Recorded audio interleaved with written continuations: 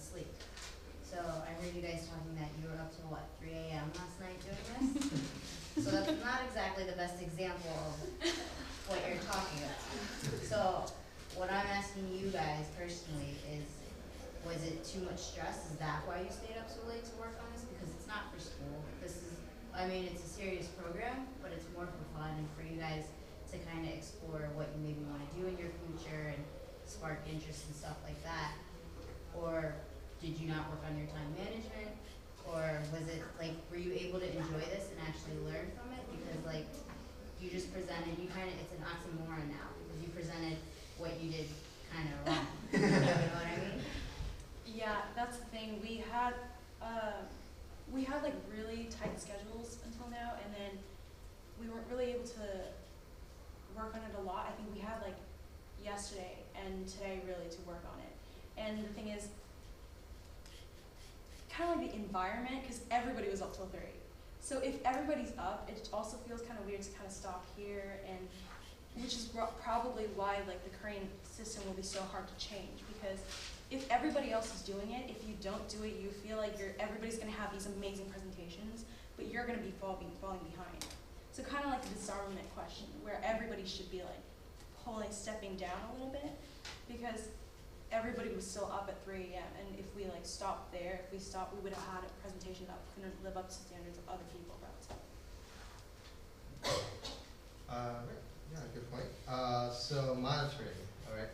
So you had this great program out there, and you had mentioned that you had some statistics. Actually, could you go back to a couple of those in the way beginning?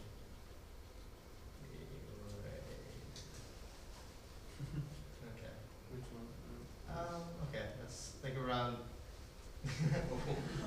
What? Okay, that's fine. Probably not that, but that's fine. We don't need to find exact stats, but you had mentioned that a lot of the students that actually did attempt suicide had no warning signs or no sort of triggers or displayed any triggers to lead to that act. So yes, you had a free block, and I think this is a great idea, but had you thought about also in some way monitoring the students in some way because the stress is sort of the main culprit of all this. It has to somewhat be measured in some way, shape, or form. So have you thought about ways to measure stress and to monitor this part of a teenager's life?